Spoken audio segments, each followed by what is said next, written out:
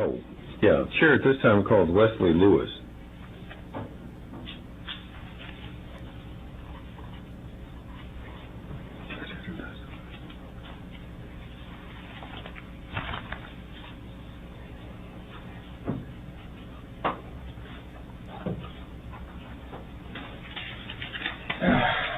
Mr. Chairman, members of the committee, my name is Wesley Scott Lewis. I am here representing myself, and I am in favor of this bill. I worked with Representative Stickland's office in drafting this bill. This bill is patterned after existing Texas laws that limit municipal regulations of firearms. 18 years ago, San Antonio passed a municipal ordinance banning possession of any and all weapons on city-owned property. Because of Texas's aforementioned firearm preemption laws, that ordinance can, with only a few exceptions, no longer be enforced against firearms. However, it can be enforced against knives, personal defense sprays, and electric stun guns. This begs the question, why does Texas have uniform laws regarding firearms but not less lethal weapons? Do these regulations actually make us safer, or do they simply place good people at risk of unwittingly finding themselves on the wrong side of the law? It is unreasonable to expect a person traveling within the state to successfully navigate a patchwork of laws that has no discernible rhyme or reason. This problem most commonly manifests itself with regard to pocket knives. Ms. Jones has just passed out to you a map showing the 10 municipalities throughout Texas that restrict knife laws.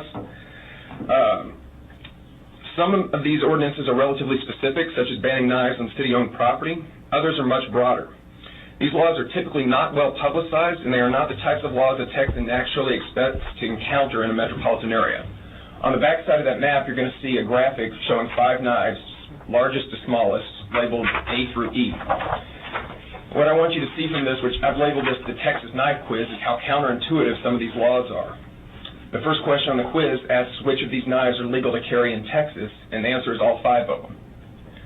The next question asks which of these knives are legal to carry in San Antonio, and the answer is A and E. The largest knife and the smallest knife are both legal to carry in San Antonio. Representatives. Go ahead. Sorry, Chairman. This is helpful. Is that? I'm sorry. So bizarre. I'm sorry. Thank you for recognizing me. Is that because there's no lock on them? That's correct. The smallest knife and the largest knife there do not have a locking mechanism. The 3 medium-sized knives all have locking mechanisms. The third question on there is which of these knives is legal to carry in Corpus Christi. Now that would be the 3 smaller knives, 2 of which have locking mechanisms. The fourth question is which of these knives is legal to carry in Austin but not San Antonio or Corpus Christi, and that would be B, the second largest knife, because it has a locking mechanism, and is over 3 inches. It can't be carried in San Antonio or Corpus Christi. And the fifth question is which of these knives is legal to carry in all 3 cities, and that would be E, the smallest knife. So as a Texas real estate agent, if I'm traveling to look at properties in San Antonio and Corpus Christi, the only knife I can carry out of that list is E, the smallest one.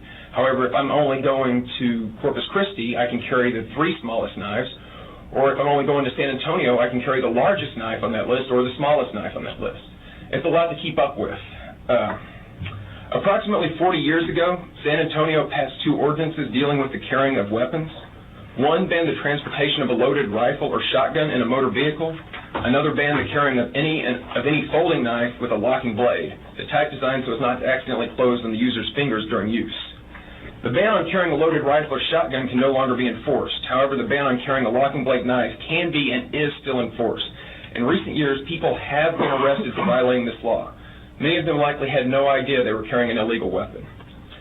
When citizens complain about such laws at the local level, the response we typically hear is that these laws are seldom enforced and simply exist to provide law enforcement officers and prosecutors an extra tool to use at their discretion.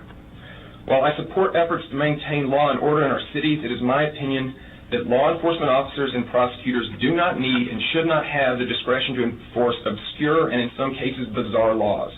This is a discretion that is too easily abused against someone who may have raised the ire of a police officer or prosecutor, but who has not committed any other crime. A violation of one of these municipal ordinances can result in an arrest and a fine of up to $500. And although $500 may not sound like a lot of money to some, to the people arrested for violating such ordinances, it may be a month's rent or 2 months' worth of groceries. In conclusion, I want to be very clear about what this bill would and would not do. It would not limit a municipality's ability to ban knives from areas secured with metal detectors. It would not limit the ability of a municipality to regulate where knives can and cannot be sold. And it would not limit a municipality's ability to enforce the comprehensive knife laws codified in the Texas Penal Code. It would provide uniformity to Texas laws, and it would protect well-intentioned men and women from facing prosecution for failing to heed laws they had no way to know about and no reason to expect. And with that, I'd be happy to take any questions. Any questions for Mr. Wesley Scott Lewis, members?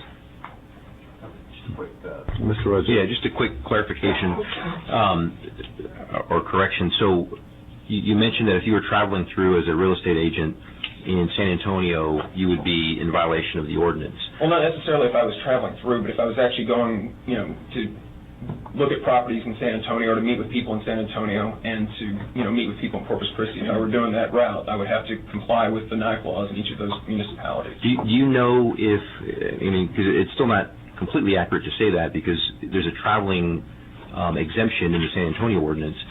Are there similar exemptions in Corpus or some of the other places that you referenced here? I'm not sure about Corpus, and I do not know how the traveling exemption in San Antonio is interpreted.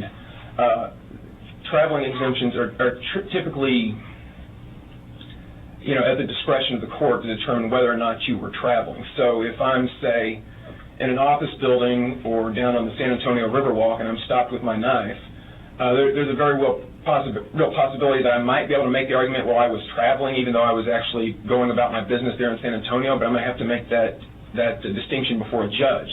I may still do the ride to the police station, I may still get booked, I may still have to, bail out or hire an attorney.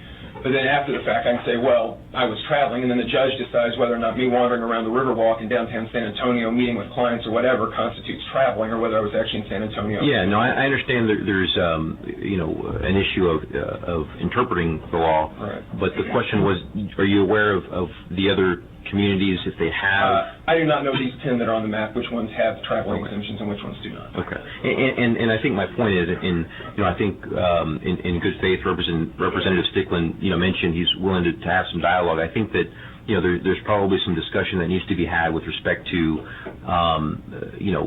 what other communities are doing. And I know you've done some of your groundwork already, but, look forward to continuing that conversation. I just wanted to ask if you happen to know that, but that's all I got, Mr. Chairman. Any other questions of Mr. Lewis, members? Mr. Lewis, thank you for thank you for taking up this bringing this to our attention. Not wishing to testify, but against House Bill 1299 is Anthony Trevino, who is with the San Antonio Police Department.